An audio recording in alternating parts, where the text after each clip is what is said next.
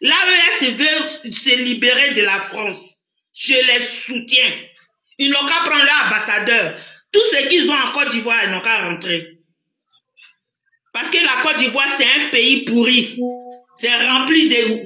Je ne sais pas quoi, je ne peux même pas dire les noms.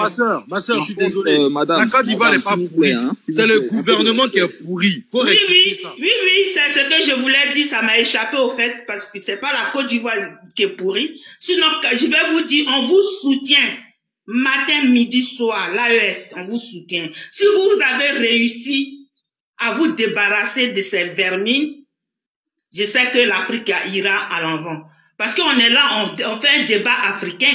On ne fait pas un débat d'un pays. On parle de notre peuple, de notre continent.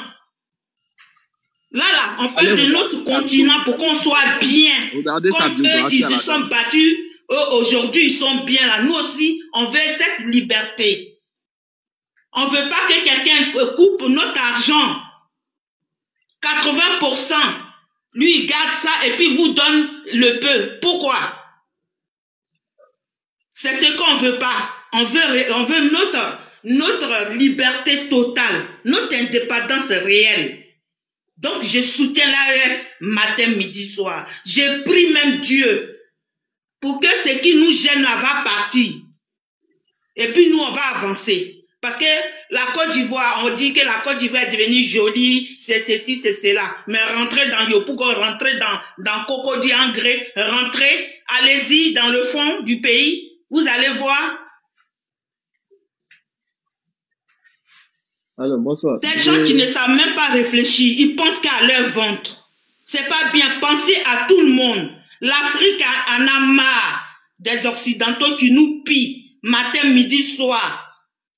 Ils nous pillent, ils n'ont rien sur les sous-sols, ils nous pillent. Monsieur Ibrahim Traoré, Assimi Goïta et Tiani, ils se sont levés comme un garçon. Ils ont dit non, ça suffit. Non, ça suffit. Moi, je suis fier d'eux. C'est un combat noble. Un combat pour notre liberté totale. On compte sur vous. On compte sur vous. Soutenez Monsieur Ibrahim. Ne laissez pas passer quelqu'un mélanger le pouvoir de l'AES là.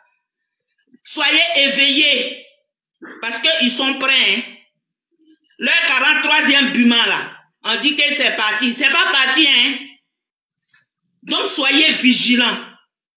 Quand vous dormez là, dormez sur un œil ouvert. Quand on dit pénètre, vous sortez. Parce que le pouvoir appartient au peuple. C'est le peuple qui décide.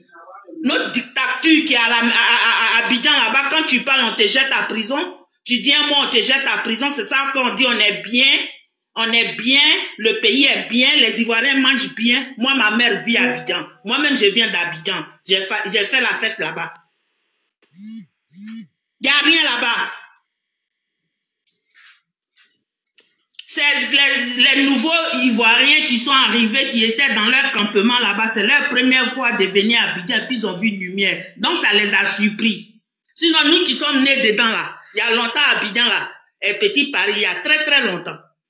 C'est pas sous Dramane, c'est devenu joli. Maman Série, excuse-moi, je peux ajouter un mot seulement, puis je te laisse la parole. Ok.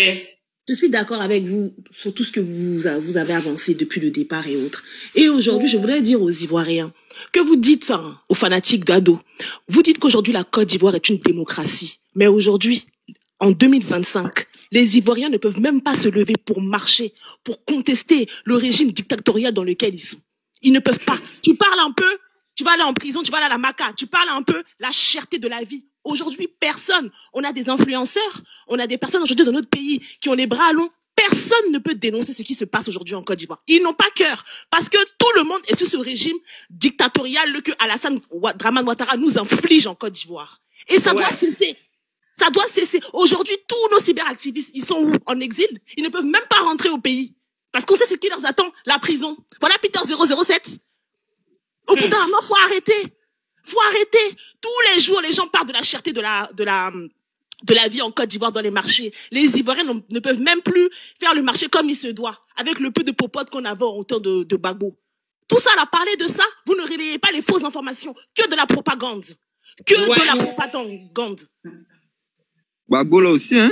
Alors, non, c'est pas une histoire de pro-Gbagbo, c'est une histoire de l'Afrique.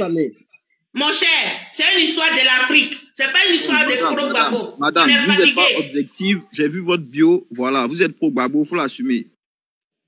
Est-ce que je vais renier ça? Pourquoi? Je n'ai pas.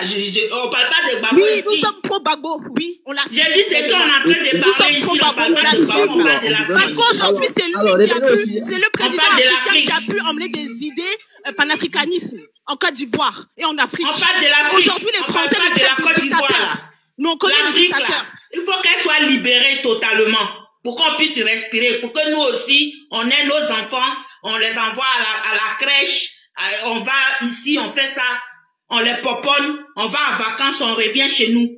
C'est ça, nous aussi, on veut être comme eux. On veut être comme des gens respectés.